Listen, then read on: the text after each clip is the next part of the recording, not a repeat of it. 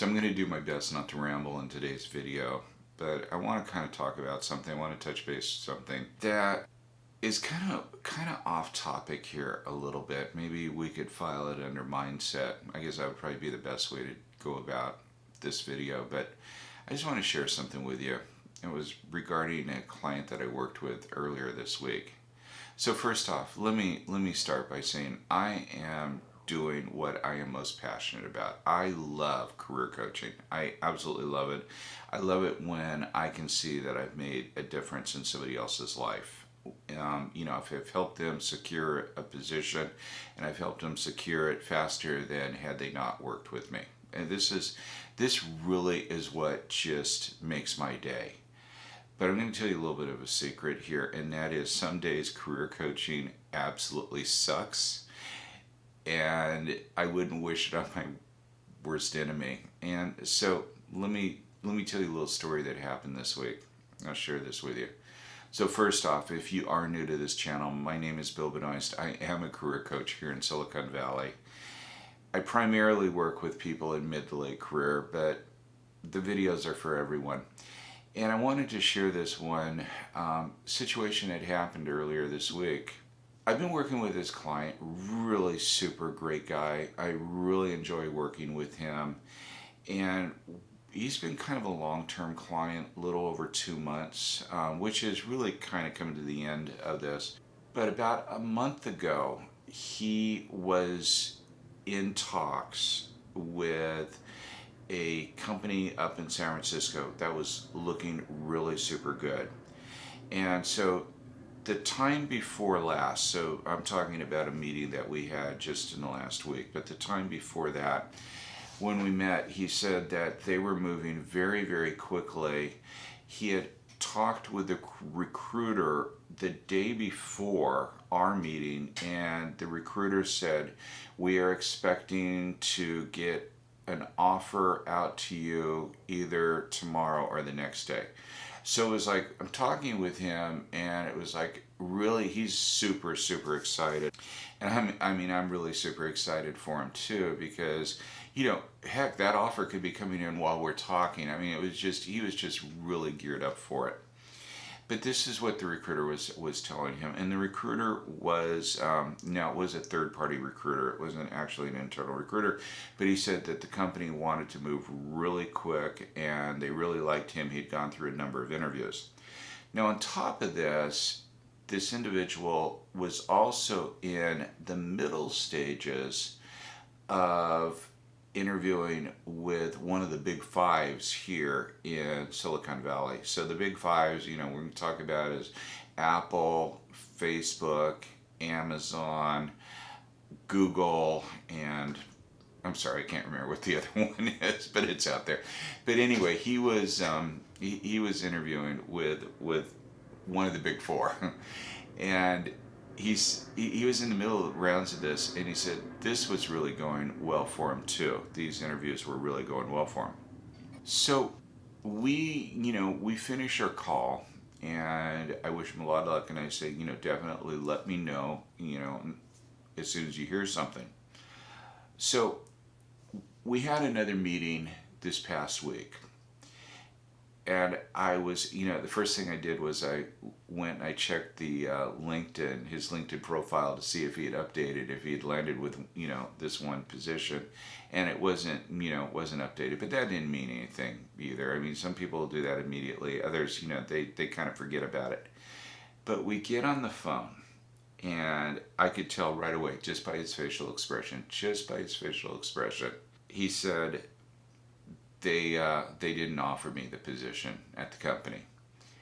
And I could just tell he was really super upset. He was just, and this guy is so nice, and my heart just dropped. My heart just dropped, because I was cheering for this guy. I was so happy for him. And when he told me this, it was like, my heart had dropped like it had never dropped before, because, like I say, I really enjoyed working with this person.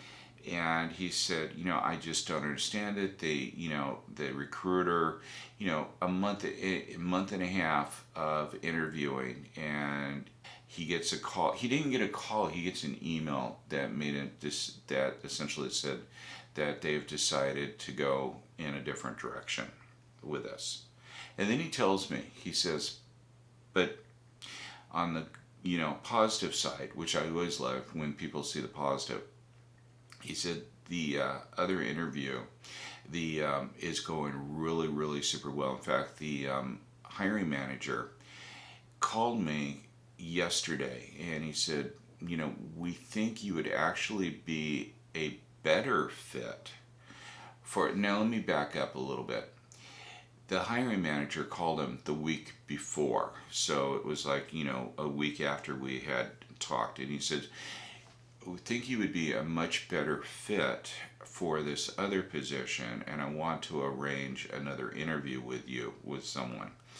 And they did this on a Friday, so this is now the following week. It's Monday. And he said it went really super good, got along great on the Zoom call, everything's moving forward, and I think this one is gonna come up. He says, so as much as I'm so frustrated with what happened at the one company, I have this one going on. And I asked him, I said, this is really good. I says, do you have anything else in the works though, since we last spoke? And he says, well, I've sent out my resume to a couple of places, and there's one that might be on the horizon there, but nothing firm. So we're talking a little bit, and then all of a sudden I see this change of expression on his face. And he says, I just heard, literally the email, he came in while we're on a Zoom call, and he says, I just heard, and they've said no to this position as well. And I could actually see the tears welling up in his eyes. And there was nothing really that I could say during this time, because I know he had to just get over this, get over this hurt. He had to go through this period, this process of grieving. And as hard as it was for me to see this, I couldn't even imagine what it was like for him, because he was now starting back to literally square one. He had these two companies that he had been working with for well over a month, and they just, they both abruptly fell through. When I got off the phone with him, I couldn't even do anything. It was literally, I just had to go out and sit down outside on a bench and just really kind of take it myself. And that's what I'm saying, is that sometimes, just working as a career coach can suck, because you really get into, you become part of this, almost like partnership with someone. So as bad as it was, for him, I actually felt it too. I go back to something, and it's really difficult to, you cannot just start practicing this at the moment that something happens. You have to practice this beforehand. And that is, you may have heard of it before. It's called the 5-minute rule. And again, when something comes at you the first time around that's really bad, you can't just sit there and say, oh, I'm going to practice this 5-minute rule that Bill talked about. But I'm going to give you this rule, and I want you to always keep it in mind. And so when the little things that don't go your way, this is great to start practicing this rule.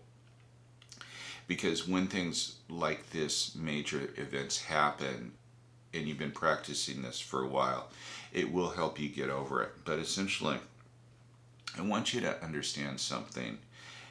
Just these three words, just keep it in mind. Can't change it. You know what? If you've been denied a position, been said no to a position that you thought was going to happen, you can't change it. If you can change how you respond to something, but you can't change what has happened. It's a really important distinction there. You get in a car accident, regardless of whose fault it is, you can't change it. All you can do is change your reaction to it. You know, if somebody cuts you off, you can't change that, but you can change your reaction. And set a timer on your smartphone for 5 minutes, and sit there for the next 5 minutes. Just feel it, just kick and scream and shout and yell and do whatever you need to do. You know, set yourself a time period there, because you can't change it. You know, so set yourself this, react to it, but then after that 5 minutes is over, and this is why they call it a 5 minute rule, then start planning what you're going to do next. Things always are a lot easier said than done, but this is why I'm bringing this up, to start practicing this now, because these are the kind of tools and resources that you need to keep in mind when you're in career transition, you're looking for another job. Some things like this happen. I can count on, I need both hands to do this, to count the number of times where I've seen someone fully believe that they are going to be being offered a position, and it's pulled at the last minute. You don't know why it's pulled. I mean, you know, maybe you just rubbed somebody the wrong way. Maybe they had an internal candidate. Maybe they simply pulled the position because of funding. You don't know, right? You don't know. You can't change what has happened in the past, but you can react, or you can change how you react to that. That's your choice. That's your choice. So anyway, this is what I wanted to talk about today. You know, I hope that you can take this resource and find it useful. If you haven't already subscribed to this channel, make sure that you do so. Hit the bell notification, as I do upload new career tips and strategies every Tuesday, and I'd hate for you to miss anything. Thanks for stopping by, and I look forward to seeing you next week.